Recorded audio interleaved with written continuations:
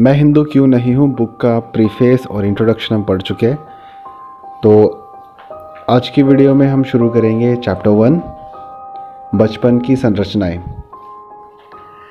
तो कांचा इलैया इसमें कहते हैं, मैं एक साधारण कारण के लिए एक हिंदू पैदा नहीं हुआ था कि मेरे माता पिता नहीं जानते थे कि वे हिंदू थे। इसका मतलब ये नहीं है कि मेरा जन्म मुसलमान, ईसाई, बौद्ध, सिख या पारसी के रूप में हुआ है। मेरे अनपढ़ माता पिता जो सुदूर दक्षिण भारतीय गांव में रहते थे, ये नहीं जानते थे कि वे किसी भी धर्म के हैं।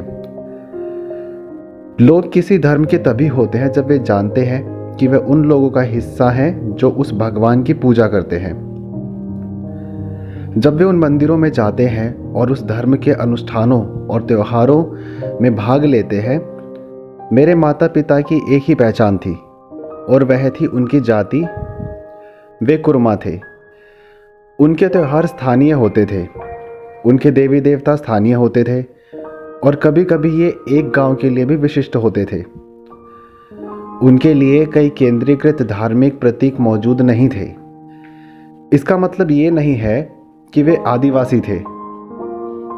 मेरे पूर्वजों ने लगभग 500 साल पहले मैदानी इलाकों में जीवन व्यतीत किया था। उन्होंने गांव की अर्थव्यवस्था में एकीकृत किया गया ग्राम पंचायत या राज्य प्रशासन को जिस भी रूप में प्रशासन की आवश्यकता थी, करों का भुगतान किया। जब तक वे चरवाहे थे, वे पुल्लारा भेड़ प्रजनन के लिए लेवी के रूप में कर का भुगतान करते थे। मेरे जन्म से पहले के वर्षों में उन्होंने अपना पेशा भेड़ पालन से कृषि में स्थानांतरित कर दिया और स्थानीय जमींदार और तहसील कार्यालय को भूमि का किराया चुकाया। बचपन में भी मुझे याद है कि मेरे माता पिता भेड़ पालन और ज़मीन की खेती दोनों के लिए कर चुकाते थे, लेकिन उन्होंने कभी धर्म कर का भुगतान नहीं किया, जिसकी मांग सभी सामंती धर्म सामान्य रूप से करते हैं।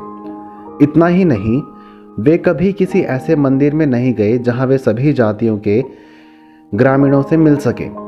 वास्तव में ऐसा कोई मंदिर नहीं था जहां सभी गांव के लोग नियमित रूप से मिल सके। इसका मतलब ये नहीं है कि अकेले मेरे परिवार को धार्मिक प्रक्रिया से बाहर रखा गया, क्योंकि यह एक ऐसा परिवार था जिसे नज़रअंदाज या उपेक्षित किया जा सकता था। 2 पीढ़ियों से मेरे पूर्वज जाति प्रमुख रहे हैं। मेरी माँ और उनकी सास यानी मेरी दादी कुरुमा जाति के एक प्रमुख परिवार की सदस्य थी। ग्रामीण अर्थव्यवस्था में कुरुमा, गोलस, गोदास, कापू, शाला, चकाली, मंगली और मडिगा संख्या की दृष्टि से बहुसंख्यक थे। समूची ग्रामीण अर्थव्यवस्था इन जातियों के दैनिक कार्यों से संचालित होती थी। आगे कांचा इलैया हिंदुओं और हमारे बीच सांस्कृतिक अंतर को बताते हुए कहते हैं, अब मैं बताता हूं कि मेरे बचपन के अनुभवों को कैसे आकार दिया गया।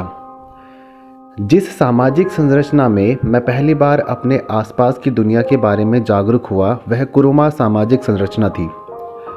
मेरे साथी, दोस्त और बेशक रिश्तेदार सभी कुरुमा जाति के थे। कभी कभी दोस्ती का दायरा गौड़ा लड़कों और कापू लड़कों तक बढ़ जाता था। हम दोस्त थे क्योंकि हम सभी मवेशी पालने वाले युवाओं का हिस्सा थे। हम मवेशियों को खेत में ले गए और फिर चिरागो, गोलेलू, डोंगाटा और इसी तरह खेलना शुरू किया। हैरानी की बात यह है कि जब भी कोई गौड़ा मित्र मेरे घर आता था तो वह मेरे साथ खाता था, लेकिन थोड़ा अलग बैठता था। जब हम कापू के घर जाते तो उनके माता पिता हमें खाना देते, लेकिन हमें थोड़ी दूर बिठा देते। खाना खाते समय हम एक दूसरे को छू नहीं सकते थे, लेकिन बाद में हम एक साथ खेल सकते थे और नदियों और झरनों से एक साथ पानी पी सकते थे। अगर हम अपने मध्य भोजन को मवेशियों के खेत में ले जाते तो कभी कभी हम एक दूसरे के भोजन को छूने की कोशिश करते थे, लेकिन अचानक हमारे माता पिता ने जो नियम बनाए थे वे प्रकट हो जाते थे। हम एक दूसरे की जाति को अपमानित करते थे और अलग होकर खाना खाने लगते थे। हालांकि कुछ ही क्षणों में हम फिर से साथ हो जाते। कृषि गांव की सामूहिक गतिविधि होने के कारण गाय, बैल और भैंस आमतौर पर कई जातियों की संपत्ति के रूप में होते थे। यह शायद गांव की अर्थव्यवस्था के लिए एक मिलन स्थल था। इस प्रकार जब हम मवेशियों के साथ गए तो मवेशियों की भूमि पर सामाजिक जीवन एक अंतरजातीय मामला बन गया। लेकिन जैसे जैसे हम बड़े हुए यह जीवन हमारे पास सामान्य था और साझा चेतना उत्पादन संबंधों के संदर्भ में भी विभाजित होने लगी। मैं और मेरे कुरुमा मित्र सामान्य मवेशी पालन गतिविधियों से पीछे हट गए और उन्हें भेड़ पालन में प्रशिक्षित किया गया, जो अकेले कुरुमाओं और गोलों का एक विशिष्ट व्यवसाय है। उसी समय मेरे अच्छे दोस्त अपनी ताड़ी ताड़ने में और कापू दोस्त हल चलाने में बंध गए। लड़कों का जातीय प्रशिक्षण। हम में से प्रत्येक को अपनी विशेष जाति की भाषा चुननी थी। मुझे भेड़ और भेड़ पालन कार्यों की विशिष्ट भाषा से परिचित करवाया गया। मुझे भेड़ बोली, गोरे, पुल्ला गोरे, नल्ला गोरे और इसी तरह से अलग अलग नाम सिखाए गए। मैंने भेड़ों को होने वाली बीमारियों के बारे में जाना, प्रसव को कैसे मिडवाइफ किया जाना चाहिए, बच्चों को कैसे संभाला जाना चाहिए, भेड़ों को पालने के लिए सबसे अच्छी हरी घास कौन सी थी, बकरियों को विशेष उपचार की आवश्यकता थी क्योंकि उनके पत्तों से खिलाया जाना था। हमने सीखा कि जब भेड़ और बकरियों पर रोगों का आक्रमण होता है तो कौन सी हर्बल औषधियों का प्रयोग करना चाहिए। यदि रोग तंत्रिका आधारित थे तो हमने सीखा कि भेड़ को गर्म लोहे की छड़ से संबंधित स्थान पर कैसे स्पर्श किया जाना चाहिए। सबसे कठिन और कुशल कार्यों में से एक भेड़ के शरीर से ऊन निकालना था। कैंची को इतनी सावधानी से संभालना पड़ता था कि वे भेड़ की त्वचा को नहीं काटे। यह सब एक भेड़ पालक की विशेषज्ञता का हिस्सा थे और हमें इन सभी कार्यों में सावधानी से शिक्षित किया गया था। लड़कियों का जाति प्रशिक्षण। लड़कियों को कैसे शिक्षित या बड़ा किया जा रहा था, चाहे वे मेरी बहनें या कोई और, ट्रेनिंग का पैटर्न एक जैसा था। बड़ी लड़कियों को सिखाया जाता था, भले ही वो 3 साल की थी, छोटे भाई या बहन को कैसे संभालना है। 3 महीने के बच्चों को गोद में लेने के लिए कौशल और देखभाल की आवश्यकता होती है, खासकर तब जब वह 3 साल की बच्ची की हो। माँ के लिए सबसे महत्वपूर्ण मदद थी जब वो सुबह सुबह भेड़ बकरियों या कृषि कार्यों के लिए घर से निकलती थी। माताएं उन्हें मिर्च पाउडर, धन की भूसी, घर में झाड़ू लगाना भी सिखाती थी और खाने के बर्तनों को साफ करना। इसके अलावा एक कुरुमा महिला अपनी बेटी को यह सिखाती है कि ऊन को उससे चिपके कांटों से कैसे अलग किया जाए और उससे धागे बनाने के लिए कैसे तैयार किया जाए। ये सभी कार्य अत्यंत कुशल हैं। 12 या 13 वर्ष की आयु तक, जब तक वह यौवन तक पहुंचती है, एक कुरुमा लड़की को खाना पकाने की मूल बातें जाननी चाहिए। वह चूल्हा जलाने और उसे संभालना सीखने के साथ शुरू करती है। एक कुरुमा चूल्हे में एक तरफ विस्तार के साथ 3 पत्थर होते हैं। इस विस्तार पर एक बर्तन खड़ा होता है जिसे वेथु कहा जाता है, जिस पर पानी उबलता रहता है। मुख्य चूल्हे पर खाना बनाते समय वेथु की एक विशेष कौशल की आवश्यकता होती है जिससे वे क्षतिग्रस्त ना हो। कुरुमा लड़कियां यह भी सीखती हैं कि कुराड़ू का प्रबंधन कैसे किया जाना है, जो कुरुमा खाना पकाने का एक महत्वपूर्ण हिस्सा है, जैसा कि यह अन्य सभी दलित बहुजन जातियों का है। एक कुरुमा कुराड़ू में गंजी स्टार्च होता है जिसे पके हुए चावल से निकाला जाता है और फिर इसे हल्का खट्टा गंध देने तक थोड़ा फर्मेंटेशन के लिए छोड़ दिया जाता है। चावल या ज्वार पकाते समय कुराड़ू का हमेशा तरल के रूप में उपयोग किया जाता है। कुराड़ू सेहत के लिए अच्छा माना जाता है, साथ ही खाने में बुरी आत्माओं को दूर भगाता है। हर लड़की को कम उम्र में ही इन कौशलों में दीक्षा दी जाती है। सबसे पहले टूटने की चपेट में आने वाले बर्तनों को संभालने के लिए देखभाल और खेती के कौशल की आवश्यकता होती है। हमारी लड़कियों को केवल एक ही काम नहीं सिखाया जाता था जो आज एक शहरी लड़की को सीखना पड़ सकता है, वह था कपड़े धोना। ऐसा इसलिए क्योंकि धोना धोबी पुरुष या स्त्री का काम था। चकाली यानी कि धोबी परिवार में पैदा हुई लड़की विभिन्न प्रकार के कपड़े धोने के तरीके सीखने के अलावा इन सभी गतिविधियों को सीखती है। इन परिवारों की लड़कियों को छोटी उम्र में ही यह सिखाया जाता है कि किस तरह सावधानी से बीज दर बीज गिराकर फसल बोना है। उन्हें सिखाया जाता है कि कैसे निराई गुड़ाई करें और फसल में अतिरिक्त वृद्धि को भी कैसे करें। वे सीखते हैं कि कैसे मुड़ी हुई भूमि में पीछे की ओर झुकते हुए पौधे लगाना है। वयस्कों द्वारा युवाओं को इन गतिविधियों के शिक्षण में काफ़ी स्पष्टीकरण दिया जाता है। प्रत्येक गतिविधि में विशेषज्ञ होते हैं जो अपने लिए एक नाम प्राप्त करते हैं। युवा ऐसे विशेषज्ञों का अनुकरण करने में गर्व महसूस करते हैं। यौन व्यवहार और रीति रिवाज भी परिवार और साथियों के समूह जीवन के हिस्से के रूप में सिखाए जाते हैं। एक लड़की बड़ी उम्र की महिलाओं को समूह में अनुशासित महिलाओं और अनुशासित महिलाओं के बारे में बात करते हुए सुनती है। उनकी यौन जीवन शैली, पतियों और अन्य लोगों के साथ उनके संबंध। एक पिता अपने बच्चों के सामने अपने जीवन के दृष्टिकोण या अन्य महिलाओं के साथ अपने संबंधों के बारे में बात करने में संकोच नहीं करता। पिता से ज़्यादा ज़रूरी है बच्चों के प्रति माँ का नज़रिया। एक दलित बहुजन माँ अपने बच्चे को वैसे ही तालीम देती है जैसे मुर्गी मुर्गे को। वह बच्चों को अपने साथ खेतों में ले जाती है और उन्हें खेत में बहुत छोटे छोटे काम सौंपती है। खेतों में जाते समय वह अक्सर बच्चों, विशेषकर लड़कियों के साथ अपनी समस्याएं साझा करती है। अपने जीवन के हर पहलू के बारे में उनसे बात करने के लिए अपरंपरागत नहीं है। अगर किसी दलित बहुजन महिला का किसी ऐसे पुरुष से संबंध है जो उसका पति नहीं है, तो रिश्ता गुप्त नहीं रहता। पूरा वाड़ा इसकी चर्चा करता है, यहाँ तक कि उस परिवार के बच्चों को भी इसका पता चल जाता है। खासकर जब माता पिता झगड़ते हैं तो जीवन का हर पहलू सार्वजनिक हो जाता है। घर के अंदर कोई झगड़ा नहीं छुपा रहता। बच्चों के लिए घर खुशी और दर्द का स्थान होता है, लेकिन ये सब खुले में होता है।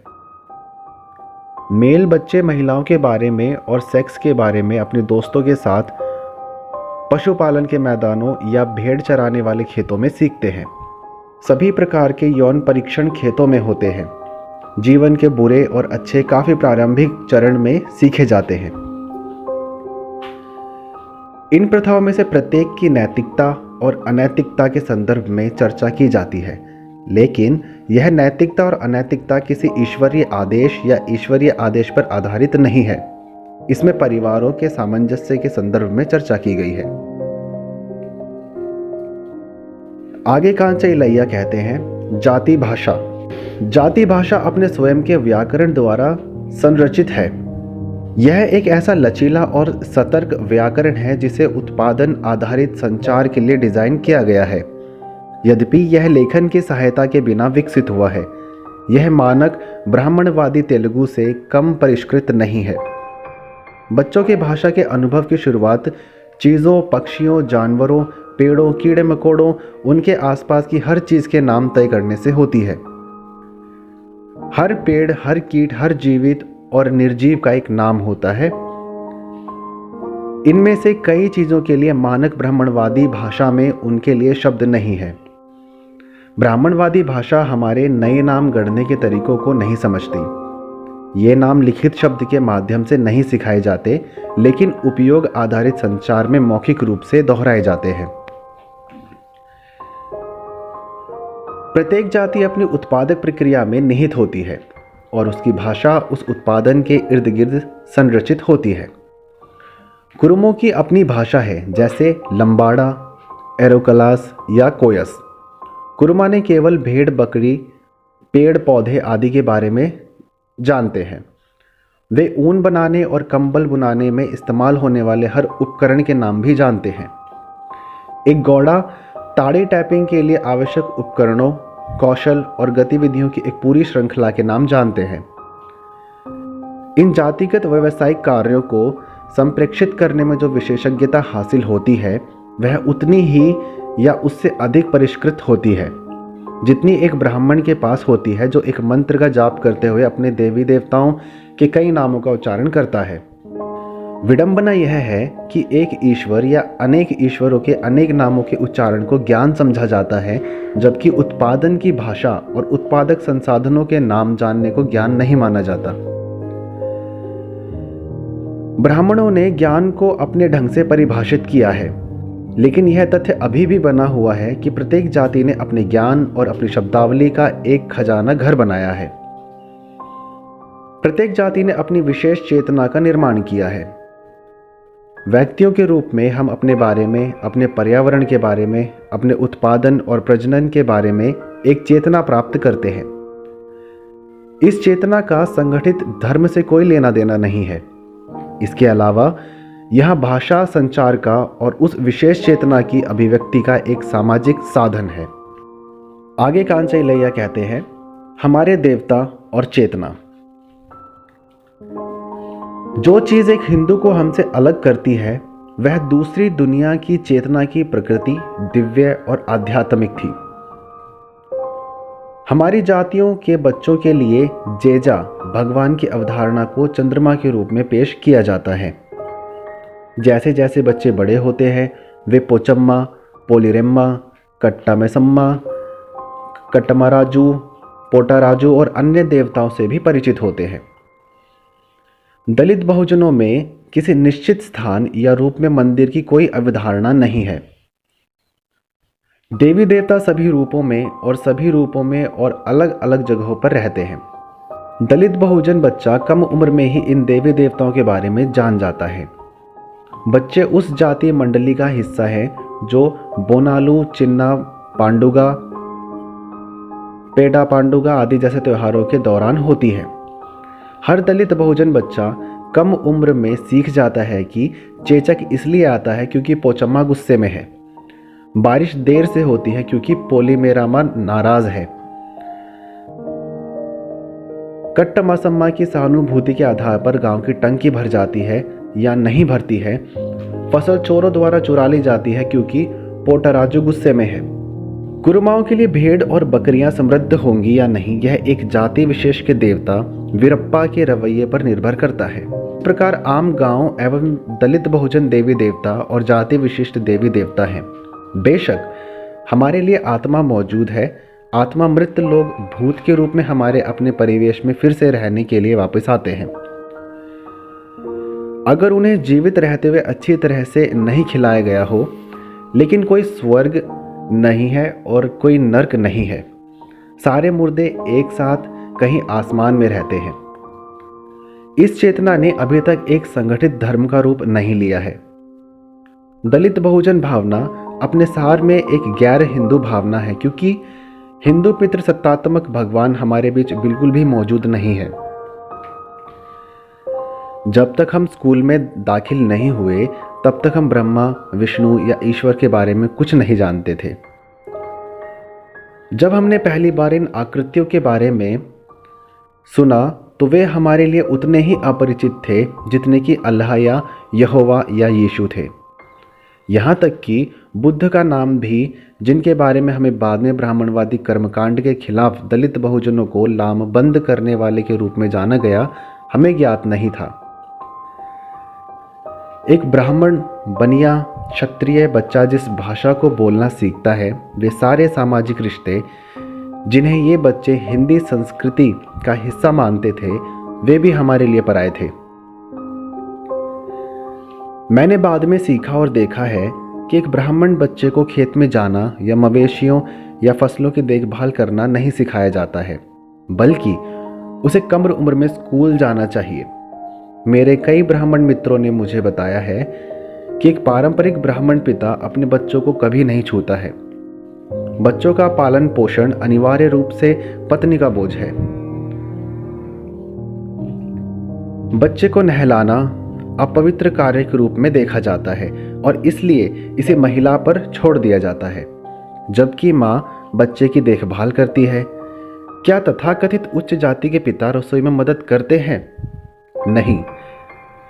रसोई घर भी एक गंदी जगह है जिसमें उसे नहीं जाना चाहिए। इस प्रकार शुद्धता और अपवित्रता की ब्राह्मणवादी धारणा घर पर भी लागू होती है। हमारी कौशल आधारित शब्दावली के विपरीत वे वेद, रामायण, महाभारत, पुराण आदि जैसे शब्द सीखते हैं। कम उम्र में ही वे ब्रह्मा, विष्णु, राम, कृष्ण, लक्ष्मी, सरस्वती, सीता, सावित्री जैसे नाम सुनते हैं। उनके बच्चों को इन देवी देवताओं की वीरता, ज़्यादातर हत्या और देवी के स्त्रीत्व की कहानियाँ सुनाई जाती हैं। उदाहरण के लिए विष्णु को एक सर्प पर लेटे हुए दिखाया गया है, जिसमें लक्ष्मी उनके चरणों में उन्हें दबा रही है। यहाँ तक कि एक ब्राह्मण परिवार भी पोचम्मा, मोसम्मा या एलाम्मा के बारे में बात करता है, लेकिन उसी सम्मान के साथ नहीं जैसे वे ब्रह्मा, विष्णु, महेश के बारे में बात करते हैं। उनके लिए पोचम्मा और मोसम्मा शूद्र देवी हैं और उन्हें शक्तिशाली लेकिन बुरे नकारात्मक तरीकों से माना जाता है। उनके अनुसार एक पोचम्मा लक्ष्मी या सरस्वती के सम्मान की मांग नहीं करती है, क्योंकि लक्ष्मी और सरस्वती को आदर्श पतियों की आदर्श पत्नियां माना जाता है, जबकि कोई नहीं जानता कि पोचम्मा का पति कौन है, जितना वे मोसम्मा के पति का नाम ले सकते हैं। यही कारण है कि यदि कोई ब्राह्मण अपने घर में चेचक होने पर भी पोचम्मा का नाम लेता है तो वह केवल अपमानजनक तरीके से होता है। कोई भी ब्राह्मण या बनिया बच्चा पोचम्मा, मोसम्मा या एलम्मा का नाम नहीं रखता है, जबकि हमारे परिवारों में पोचम्मा, मोसम्मा, एलम्मा पूजनीय नाम है और हम अपने बच्चों का नाम इन्हीं देवी देवताओं के नाम पर रखते हैं। यह एक औसत दलित बहुजन चेतना पर प्रहार नहीं करता है कि इन देवियों के पति नहीं होते हैं और इसलिए उनके बारे में अपमानजनक बातें की जानी चाहिए। ऐसा इसलिए है क्योंकि हमारे गांवों में बहुत सी विधवाएं हैं जिनका बहुत सम्मान किया जाता है, जिनका कद काम पर, उनके कौशल और साथ ही मनुष्य के प्रति उनके दृष्टिकोण पर आधारित है। मुझे अपने गांव की कई युवा विधवाओं की याद आती है जो कृषि कार्यों की टीम लीडर थी, क्योंकि वे सबसे सम्मानित व्यक्ति थी। लोगों और पोचम्मा के बीच कोई पुजारी नहीं है। वास्तव में हमारे देवी देवताओं की पूजा में किसी पुजारी की आवश्यकता ही नहीं है। बच्चों के रूप में भी हम उनसे अपील करते थे कि वे हम पर दया करें ताकि हम चेचक या बुखार के शिकार ना हों। बच्चों के रूप में हमने कभी नहीं सोचा था कि ये देवी देवता हमारी भाषा नहीं समझते हैं या हमें भगवान से संस्कृत में बात करने के लिए एक पुजारी की आवश्यकता है। हमारे माता पिता की तरह जिन्होंने इन देवी देवताओं से अपनी भाषा में अपील की, हमने भी अपनी मातृभाषा में उनसे अपील की। इन देवी देवताओं से हम कई तरह से जुड़े हुए हैं। एक हिंदू परिवार पदानुक्रमित है। लड़कियों को लड़कों की बात माननी चाहिए, बच्चों को बड़ों की बात माननी चाहिए। लिंग और आयु परिवार के भीतर स्थिति के निर्धारण और मापन की दो छड़ें हैं। बच्चों को उत्पादन संबंधी कार्यों में शामिल नहीं होने के लिए प्रशिक्षित किया जाता है, जबकि ब्राह्मण शूद्र कार्यों के रूप में निंदा करते हैं। इसी तरह दलित बहुजन बच्चों के साथ उनकी दोस्ती की निंदा की जाती है। ऊंची जातियां दलित बहुजनों को बदसूरत कहती हैं। शूद्र अपशब्द है, चांडाल कहीं अधिक अपशब्द है। उच्च जाति के बच्चों को दलित बहुजन बच्चों से अलग तरह से जीना सिखाया जाता है, जैसे उन्हें तिरस्कार करना और उन्हें खारिज करना सिखाया जाता है। हिंदू अमानवीयता उनके शुरुआती गठन का हिस्सा बन जाती है। दूसरों दलित बहुजनों से घृणा करना उनकी चेतना का एक हिस्सा है। हिंदू परिवारों में यौन व्यवहार की चर्चा वर्जित है। माताओं को बेटियों से उनके यौन अनुभवों के बारे में बात नहीं करनी चाहिए। ब्राह्मण या बनिया परिवारों में माता के प्रति पिता के अत्याचारों की चर्चा नहीं की जा सकती, लेकिन हमारे परिवारों में ऐसा नहीं है। पिता बच्चों के सामने ही माँ को गालियाँ देता है और माँ वहीं उसी सिक्के से पलटवार करती है। बच्चे इस सब के साक्षी हैं। हिंदू परिवारों में पिता माँ को गाली दे सकता है, लेकिन माँ को मुंहतोड़ जवाब नहीं देना चाहिए। एक पत्नी से अपेक्षा की जाती है कि वह उन सभी अत्याचारों को सहन करे जो एक पति उसके विरुद्ध करता है। पत्नी जितना अधिक पति के अत्याचारों को सहती है, उसकी उतनी ही अधिक प्रशंसा होती है। इसके अलावा ब्राह्मणवादी उच्च जातियां अपने बच्चों को माड़ी खाना बनाते समय शुद्ध रहने के लिए अपने शरीर पर गीला कपड़ा पहनना की आवश्यकता के बारे में सिखाती है। भोजन का पकाना अनुष्ठान मोड के अनुसार होना चाहिए। प्रत्येक लड़की को पुरुष सदस्यों की रुचि के अनुसार खाना बनाना सिखाया जाता है। ब्राह्मण भोजनम के हिस्से के रूप में 1 दर्जन करी पकाई जानी चाहिए।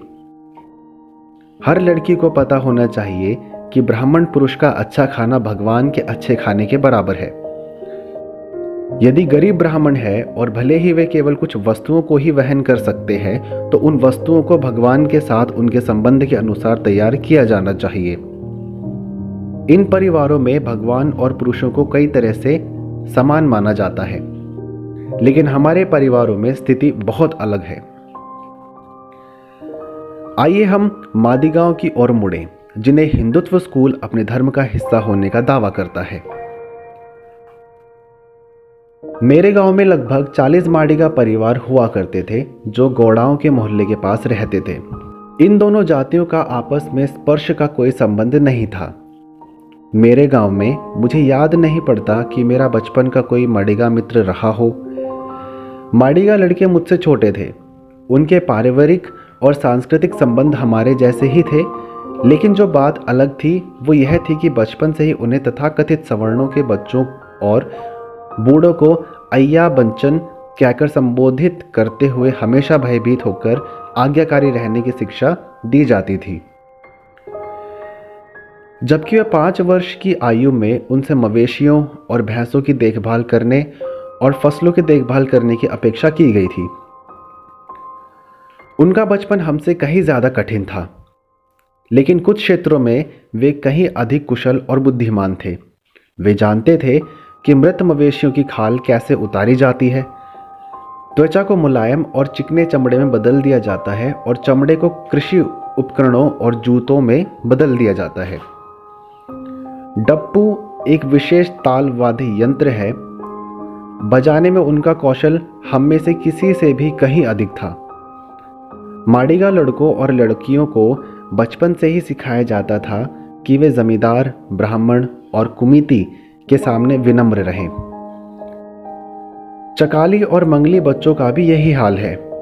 घर में वे बराबर रहते हैं, एक साथ खाते पीते और धूम्रपान करते हैं। वे बचपन से ही समान हैं। पिता और माता बच्चों को उनकी शिक्षा के हिस्से के रूप में ये बातें सिखाते हैं। माता पिता और बच्चों के लिए समानता और नैतिकता 2 अलग अलग अस्तित्व नहीं है। वे बच्चों को सिखाते हैं कि उन्हें उच्च जाति के गुरु के सामने कांपना और हिलना चाहिए। ऐसा इसलिए नहीं है कि माडिगा, चकाली और मंगली माता पिता उच्च जाति के जमींदार, ब्राह्मण या बनिया के प्रति बहुत सम्मान या वास्तविक प्रेम रखते हैं, बल्कि इसलिए कि उनकी नौकरी जाने का डर हमेशा बना रहता है। वे कहेंगे, मेरे बेटे उस कमीने से सावधान रहो, बहुत आज्ञाकारी होने का नाटक करो, नहीं तो वो बदमाश हमारे पेट में लात मार देगा। बच्चा आज्ञाकारी होने का दिखावा करता है, जैसे गांधी गरीब होने का नाटक करते थे। लेकिन कम उम्र में शुरू होने वाला दिखावा जीवन भर व्यक्ति के व्यवहार का हिस्सा बन जाता है। उच्च जाति के डोरा का डर धीरे धीरे आंतरिक हो गया और हर दलित बहुजन परिवार को बच्चों को घर में समानता का पाठ पढ़ाता है। उन्हें समाज में पदानुक्रमित जीवन के बारे में भी सिखाता है, अन्यथा भयानक अत्याचार हो सकते हैं। इस तथ्य को छोड़कर कि उन्हें अछूत बना दिया गया है, उनकी भयावह आर्थिक स्थिति को छोड़कर माडिगा बिल्कुल कुरुमाओं, गौदास और अन्य लोगों की तरह हैं। अन्य जातियों की तुलना में उन्हें धार्मिकता कम है।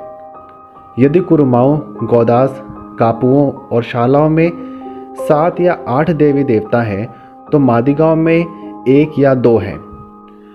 वे हर अवसर के लिए डप्पू बजाते हैं, लेकिन कुल भागीदारी के तरीके से वे केवल एलम्मा का त्यौहार मनाते हैं, जो उनकी कुल देवता जाति की देवी है। उनके लिए नर्क या स्वर्ग का भी अस्तित्व नहीं है। प्रत्येक दिन उस दिन के लिए भोजन कमाना उनके जीवन संघर्ष के केंद्र में है। भोजन के बिना एक दिन नरक है और भोजन के साथ एक दिन स्वर्ग है। इन सभी जातियों में जो अज्ञात था वह किताब पढ़ रहा था, मंदिर जा रहा था, प्रार्थना कर रहा था या संध्या वंदनम शाम की पूजा कर रहा था। भागवत गीता को एक हिंदू धार्मिक ग्रंथ कहा जाता है, लेकिन उस किताब को हमारे घरों में प्रवेश नहीं करना था। इतना ही नहीं, हिंदू धर्म और उसके ब्राह्मण ज्ञान ने हम सभी की साक्षरता पर रोक लगा दी। जब तक आधुनिक शिक्षा और अंबेडकर के आरक्षण के सिद्धांत ने इन जातियों के बीच एक छोटा सा शिक्षित वर्ग बनाया, तब तक पत्र शिक्षा पर अक्षरश प्रतिबंध लगा दिया गया था। यह धार्मिक पाठ को अपने जीवन में प्रवेश ना करने देने का एक निश्चित तरीका था। इसके अलावा दलित बहुजन जातियों के युवा, वयस्क और वृद्धों के लिए मूर्ति या मूर्ति आधारित पुजारी या पुजारी केंद्रित मंदिर भी प्रतिबंधित था। आज हालांकि कुछ निम्न जातियों को मंदिर में जाने की अनुमति है, लेकिन वे भी उस भगवान या देवी से संबंधित नहीं हो सकते। विद्यालय शिक्षा। स्लेट और पेंसिल देखने वाली दलित बहुजन इतिहास की पहली पीढ़ी के रूप में हम जंगल से सीधे स्कूल में कूद पड़े। वहां भी हिंदुओं और हम में क्या समानता थी? ब्राह्मण बनिया बच्चे विशेषाधिकार प्राप्त हैं। ब्राह्मण बनिए बच्चों को विशेषाधिकार प्राप्त है। उन्हें बेहतर कपड़े पहनाए जाते हैं और बेहतर भोजन दिया जाता है। हालांकि वे एक ही गांव में पैदा हुए हैं, बच्चे विभिन्न संस्कृतियों के साथ स्कूल में प्रवेश करते हैं। हमारी खाने की आदतें एक जैसी नहीं है। सभी दलित बहुजनों के लिए अच्छे भोजन का अर्थ है मांस और मछली। हम इसका आनंद लेते हैं। ब्राह्मण बनिया लड़के लड़कियों के लिए तो मांस मछली की चर्चा तक उल्टी जैसा हो जाता है। माड़ीगांव और मुसलमानों के लिए बीफ एक ऐसी चीज़ है जिसका लुत्फ उठाया जा सकता है। हालांकि हमारे लिए वर्जित था, फिर भी हम इससे कभी भी ब्राह्मण बनियों की तरह घृणा नहीं करते थे। अंतर व्यक्तिगत स्वाद के अंतर नहीं है, ये हमारे पालन पोषण के हिस्से के रूप में बनाए गए अंतर हैं। हम में से हर एक के प्रति हमारे स्कूल के शिक्षक का रवैया उसकी अपनी जाति की पृष्ठभूमि पर निर्भर करता था। यदि वह एक ब्राह्मण था तो वह हमसे घृणा करता था और हमारे सामने हमें बताता था कि यह कलयुग के बुरे समय का कारण था कि उसे हमारे जैसे शूद्रों को पढ़ाने के लिए मजबूर किया जा रहा था। उनकी दृष्टि में हम किसी काम के नहीं थे। वह ज्ञानी शिक्षक हमें सुदरी परिवारों, खेतों में काम करने वाले परिवार से आया हुआ समझते थे। उनकी दृष्टि में खेत में काम करना गंदा और अशोभनीय था। उनके अनुसार केवल पागल लोग ही गंदे कीचड़ भरे खेतों में काम करेंगे। आज हम महसूस करते हैं कि यह अच्छा था कि हम मैले थे। आज हम सोचते हैं कि यह अच्छा था कि हम मैले थे। हम महसूस करते हैं कि मिट्टी, भोजन और मेहनतकश लोगों के विचारों का जन्म स्थान है। लेकिन शिक्षकों के अनुसार महान कौन थे? जो बच्चे ब्राह्मण, बनिया और निश्चित रूप से उच्च जाति के जमींदार परिवारों से आए थे, वे महान थे, क्योंकि वे गंदे खेत का काम नहीं करते थे। उनके चेहरे साफ सुथरे धोए जाते थे, उनके कपड़े साफ सुथरे होते थे, उनके बालों में सावधानी से तेल लगाया जाता था और कंघी की जाती थी।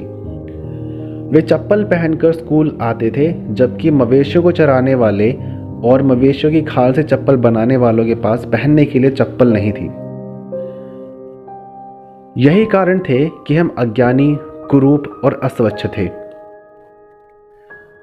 दलित बहुजन बच्चों के बारे में सिर्फ शिक्षक ही नहीं, ऊंची जाति के स्कूली बच्चे भी ऐसा ही सोचते हैं। जैसे जैसे हम बड़े हो रहे थे, उच्च कक्षाओं में कदम रख रहे थे, पाठ्य पुस्तकों ने हमें ऐसी कहानियां सिखाई जो हमने अपने परिवारों में कभी नहीं सुनी थी। राम और कृष्ण की कहानियां, पुराणों की कविताएं, रामायण और महाभारत नामक दो महाकाव्यों के नाम बार बार आए। शुरुआती स्कूल से लेकर कॉलेज तक हमारी तेलुगु पाठ्य पुस्तकें इन हिंदू कहानियों से भरी पड़ी थी। ब्राह्मण बनिया छात्रों के लिए ये उनकी बचपन की कहानियां थी, जो न केवल कहानियों के रूप में बल्कि उन देवी देवताओं के रूप में भी परिचित थी जिनकी वे पूजा करते थे। जब भी वे अपने माता पिता के साथ मंदिरों में जाते थे तो उन्हें इन देवी देवताओं के चित्र दिखाई देते थे। लड़कों ने इन देवी देवताओं के नाम धारण किए, लड़कियों ने देवियों के नाम। मुझे अच्छी तरह याद है कि ये सभी नाम मुझे कितने पराये लगते थे। मेरे गांव में कोई नाम नहीं जानते थे। कालिदास का नाम हमारे लिए उतना ही पराया था जितना कि शेक्सपियर का नाम।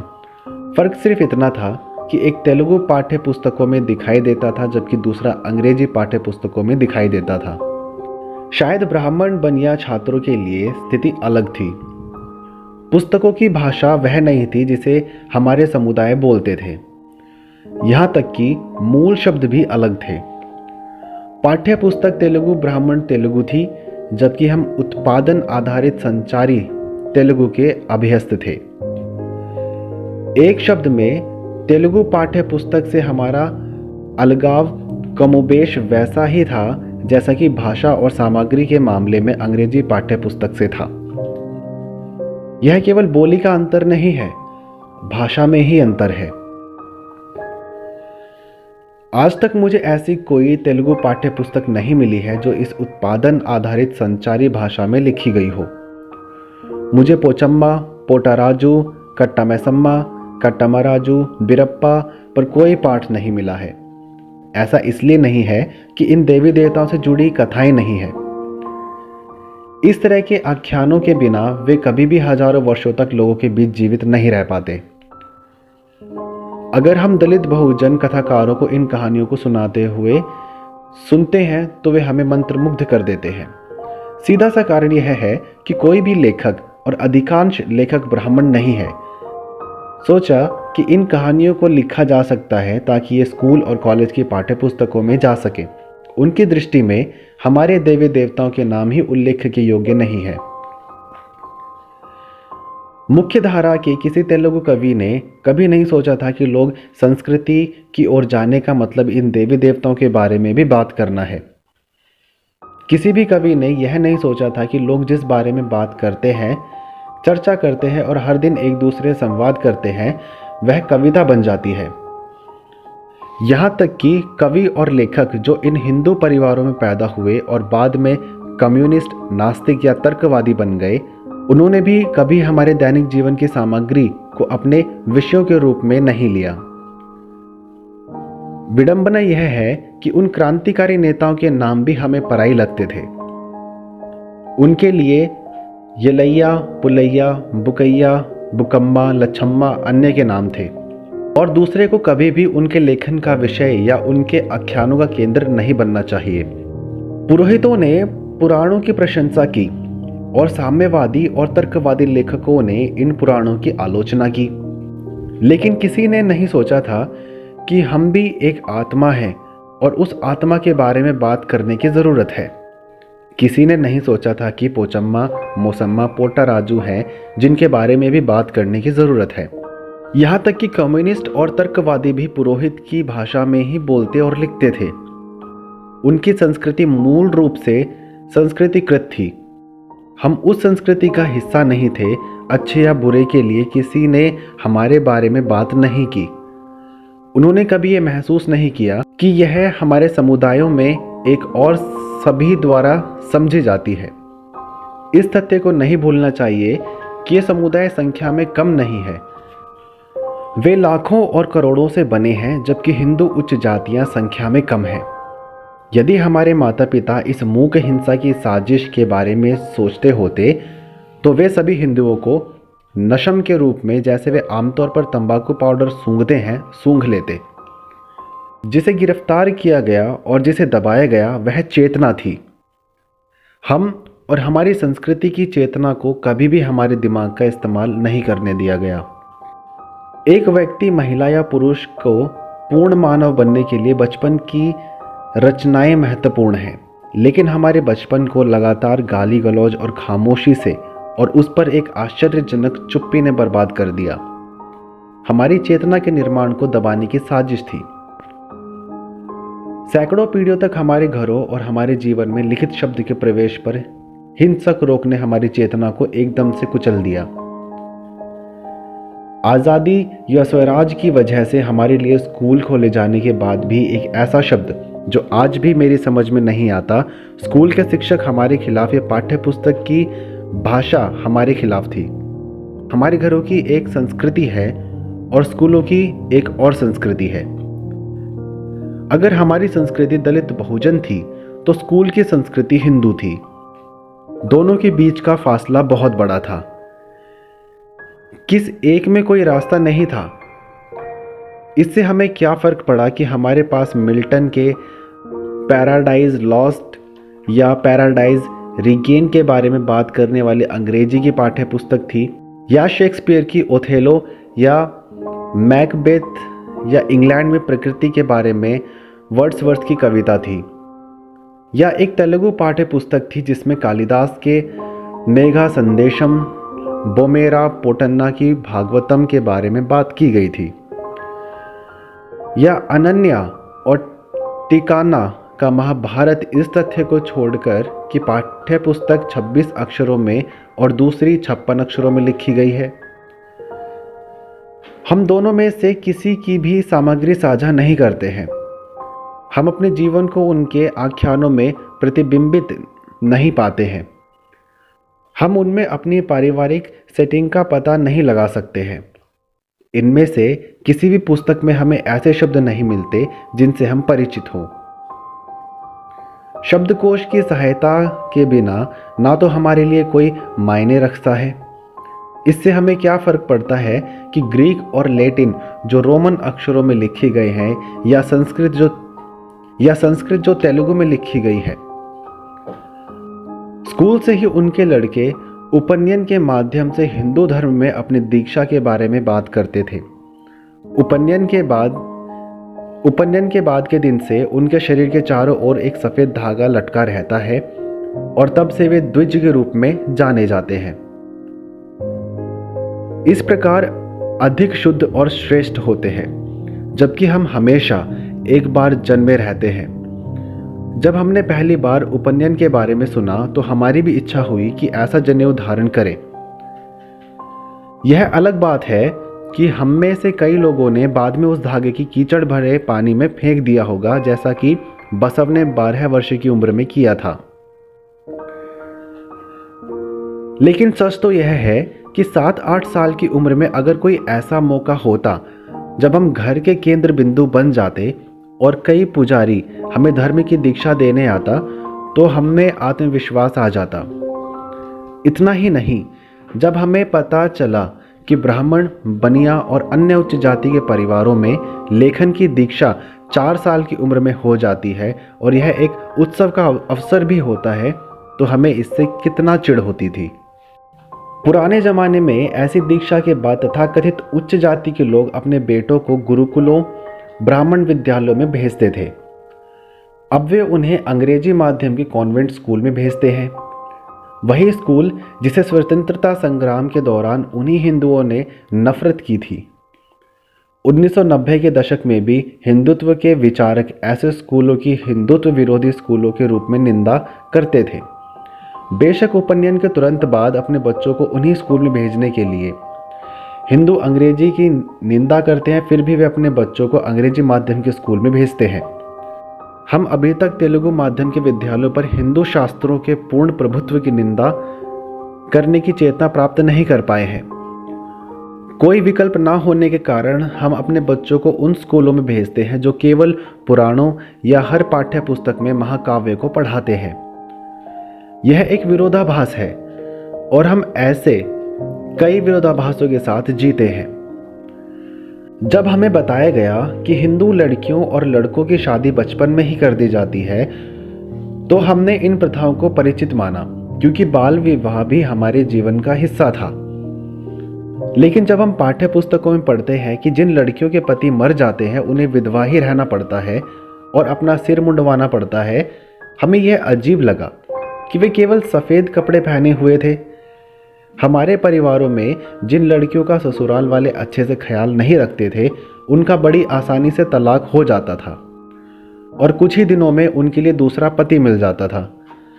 जहाँ शादियाँ घर में होती हैं और एक तरह के खाने पीने से मनाई जाती है, वहीं तलाक भी खाने पीने के साथ होता था। एक गैर जिम्मेदार पति से तलाक लेना उतना ही स्वीकृत सामाजिक कार्य है जितना विवाह करना। बचपन में जब मैंने सावित्री के बारे में पढ़ा कि वह अपने पति की मृत्यु के खिलाफ संघर्ष कर रही थी क्योंकि अन्यथा वह विधवा हो जाती, तो मुझे बहुत खुशी होती थी कि हमारी महिलाओं को उसके जैसा संघर्ष नहीं करना पड़ा। इसी तरह जब हमने पढ़ा कि हिंदू महिलाओं को अपने मृत पतियों के साथ सती कर दिया जाता था, तो मैं बहुत खुश होता था कि हमारी महिलाओं के साथ ऐसा नहीं होता। इतिहास की पाठ्य पुस्तकों और तेलुगु पाठ्य पुस्तकों के बारे में क्या है जो हमें सती होने वाली महिलाओं के बारे में कहानी के बाद कहानी बताती है, लेकिन हमारी महिलाओं के बारे में एक भी सबक नहीं था जो अपनी पति की मृत्यु के बाद भी जीवित रहीं, जिन्होंने काम किया, अपने बच्चों का पालन पोषण किया और उनकी शादी कराई। उन महिलाओं के बारे में एक भी सबक नहीं था जिन्होंने तलाक लेना मुश्किल लगता था और उन्हें वास्तव में तलाक लेने के लिए बड़ी मशक्कत करनी पड़ी थी। एक भी पाठ ऐसा नहीं था जो उन माता पिता के बारे में बात करता हो जिन्हें अपनी बेटी की 3 या 4 बार शादी करने के लिए कड़ी मशक्कत करनी पड़ी, क्योंकि पति के बाद पति एक बुरा इंसान निकला। एक भी पाठ्य पुस्तक ने हमें नैतिक शिक्षा नहीं दी कि ऐसे बहादुर माता पिता थे जो अपनी बेटियों को कभी निराश नहीं करना चाहते थे। पाठ्य पुस्तक की नैतिकता हमारी जीवित नैतिकता से अलग थी। इन सभी कहानियों और पाठों में हम आदर्श पुरुषों और महिलाओं और उन संस्कृतियों के बारे में पढ़ते हैं जो हमसे बहुत अलग थी। हिंदू ग्रंथों में एक ज्ञानी व्यक्ति वह था जो वेदों को जानता था। एक साहसी व्यक्ति वह था जो दुश्मनों को मारता था, भले ही दुश्मन दोस्त और रिश्तेदार हो। रामायण और महाभारत में ज्ञान और साहस को इन शब्दों से परिभाषित किया गया था, लेकिन हमारे वास्तविक जीवन में एक ज्ञानी व्यक्ति वह है जिसे सामाजिक कार्यों का ज्ञान है, जो भेड़ प्रजनन, कृषि, संस्कृति, रस्सी बनाने के बारे में जानता है, जो जानवरों और मनुष्यों के रोगों की प्रकृति का निदान कर सकता है। एक साहसी व्यक्ति वह है जो बाघ, शेर, सांप, जंगली सांड से लड़ सकता है, जो घने जंगलों में जा सकते हैं, नदियों में तैर सकते हैं, लापता बकरियों और भेड़ों को खोज सकते हैं। आगे कांचा इल्लैया जी कहते हैं, हिंदू आदर्श और हमारे आदर्श। ब्राह्मणवाड़ा और परिवारों में नायकों और नायिकाओं के आख्यान मानवीय संदर्भ में मौजूद नहीं होते हैं। ऐसा इसलिए है क्योंकि ब्राह्मण जीवन उस तरह के सामाजिक आर्थिक वातावरण से अलग है जिसमें एक वास्तविक नायक या नायिका का निर्माण किया जा सकता है। उनकी सामाजिक सेटिंग श्लोकों या मंत्रों का प्रवीणता के साथ पढ़ना है। सबसे बड़ी उपलब्धि संपूर्ण रामायण या महाभारत या भागवत गीता को कंठस्थ करना है। नारी की चर्चा पति के प्रति समर्पण और पवित्रता और प्रदूषण को ध्यान में रखकर खाना पकाने के संदर्भ में की गई है। वास्तव में ब्राह्मणवादी संस्कृति नकारात्मक नायकों और नकारात्मक नायिकाओं की प्रशंसा करती है। उदाहरण के लिए, कृष्ण जो अपने ही रिश्तेदारों को मारने के लिए प्रोत्साहित करते हैं वे नायक हैं। अपने सगी संबंधियों को मारने वाला अर्जुन वीर है। इन आख्यानों में निजी संपत्ति अर्जित करना, संपूर्ण महाभारत अल्पसंख्यकों की निजी संपत्ति बन जाने के इर्द गिर्द रचा गया है, जो उत्पादन में शामिल नहीं है, को आदर्श बनाया गया है। शूद्रवाड़ा में ठीक इसके विपरीत होता है। ऐसी कई वास्तविक जीवन स्थितियां हैं जिनसे आदर्श नायक और नायिकाएं निकलती हैं। प्रकृति के साथ उनकी दैनिक कामकाजी बातचीत उनके गठन की गुंजाइश प्रदान करती है। जो किसी भी कारण से रिश्तेदारों को मारता है और जो किसी भी कारण से अपराध करता है वह एक बदमाश होता है। जो हत्या को प्रोत्साहित करता है वह भगवान नहीं बल्कि निंदा के योग्य शैतान है। एक पोचम्मा हमारी नायिका इसलिए नहीं बन गई क्योंकि उसने किसी को मार डाला। एक कट्टा में सम्मा हमारी नायिका नहीं बन गई क्योंकि उसने किसी की हत्या कर दी। वीरप्पा इसलिए हमारा हीरो नहीं बन गया कि उसने किसी को मार डाला। वे हमारी नायिकाएं और नायक बन गए क्योंकि उन्होंने हमारी बीमारियों से या भूख से और इसी तरीके से बचाया।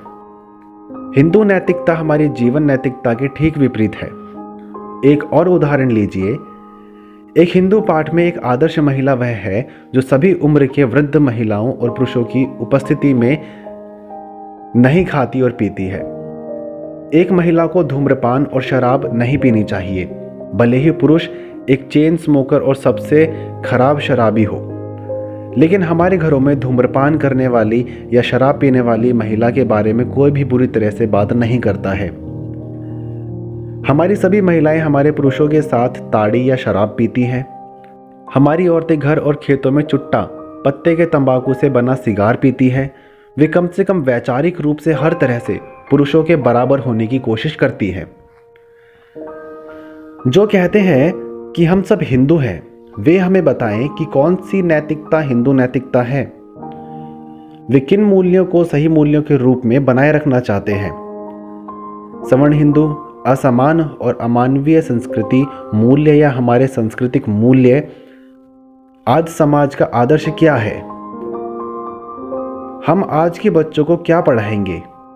क्या हम उन्हें वह सिखाएंगे जो हिंदुओं ने सिखाया है या जो इस देश की दलित बहुजन जनता सीखना चाहती है? एक आदर्श शिक्षक कौन बनता है? अच्छा हीरो कौन बनता है? वह जो विभिन्न प्रकार की फसलें पैदा करता है, जो शेरों और बाघों का सामना करता है, या वह जो रिश्तेदारों और दोस्तों को मारता है सिर्फ इसलिए कि उच्च जातियां जो सोचती है वह धर्म है और अन्य जो सोचते हैं वह अधर्म है। हम कहाँ से शुरू करते हैं और हम कहाँ समाप्त होते हैं? हमें अपना इतिहास रचने से शुरुआत करनी चाहिए और हमें इसी सामाजिक ताने बाने को बदलकर ख़त्म करना चाहिए। ब्राह्मण बनिया सोचते हैं कि उनका अनुत्पादक कर्मकांड जीवन महान है और दलित बहुजन गैर कर्मकांडी कामकाजी जीवन है। यह दार्शनिक बनावट इन दोनों समुदायों की बाल आबादी को अलग तरह से ढालती है। ब्राह्मण बनिया उच्च जाति के बच्चे सोचते हैं कि वे बड़ी जाति है और वह बेहतर नस्ल है। यह सब इतना लगातार घोषित किया गया था कि यह हमारे दिमाग में चला गया जैसे कि यह सच हो सकता है। इस प्रकार ब्राह्मणवाद ने समाज में अपनी सामाजिक सांस्कृतिक स्थिति को मजबूत किया। चूंकि हमारे माता पिता को शिक्षा से वंचित रखा गया है, जो अकेले ही उन्हें अपनी स्थिति का वास्तविक रूप से आकलन करने में सक्षम बना सकता था, जो भी सामाजिक स्थिति अय्यागुरु के रूप में परेड करने वाले ब्राह्मण ने हमारे माता पिता को सौंपी थी, उन्होंने हमें सौंप दिया। बचपन से ही हमें इतने बड़े हुनर होते हुए भी हम में संकोच बना रहा। एक बार ब्राह्मणवाद ने मनुष्य को, जो इतने अधिक शक्तिशाली थे, हतोत्साहित कर दिया था। वह संकोच पीढ़ी दर पीढ़ी पारित किया गया था। हम सब पूरी दलित बहुजन आबादी को चीज़ों को उल्टा देखने के लिए बनाया गया है। ब्राह्मण बनिया मंदिर न केवल हमसे दूर थे, बल्कि उन मंदिरों में बैठे और सोने वाले देवता मूल रूप से हमारे खिलाफ थे। हमारे गांव में ब्राह्मण बनिया घर थे, लेकिन उन्हीं घरों ने हमारी संस्कृति के खिलाफ एक संस्कृति का निर्माण किया। ब्राह्मण बनिया हमारी संस्कृति की लाशों पर चले। वे पेटू थे, जबकि हमारे माता पिता गरीब भूखे लोग थे, दूसरे के आराम के लिए सब कुछ पैदा कर रहे थे। उनके बच्चे सबसे अधिक अकुशल पेटू थे, जबकि हमारे बच्चे राष्ट्रीय अर्थव्यवस्था में ही योगदान करता थे। जीवन के बारे में उनकी धारणा स्वयं जीवन के योग्य नहीं थी, लेकिन वे बार बार हमारे माता पिता से कहते थे कि हम सबसे बेकार लोग हैं। जीवन के इन सभी पड़ावों पर उस शिक्षा को प्राप्त करने के बाद, जिनसे हमें एक व्यापक दुनिया देखने में सक्षम बनाया, जब हम अपने बचपन और उसकी प्रक्रियाओं पर विचार करते हैं, तो यह क्रोध और पीड़ा के अलावा और कुछ नहीं है जो हमारे दिलों में जलता रहता है। तो ये था मैं हिंदू क्यों नहीं हूँ किताब का पहला चैप्टर। तो आज की वीडियो में सिर्फ इतना ही। मिलते हैं इसकी नेक्स्ट वीडियो में, तब तक के लिए जय भीम, नमो बुद्धाय।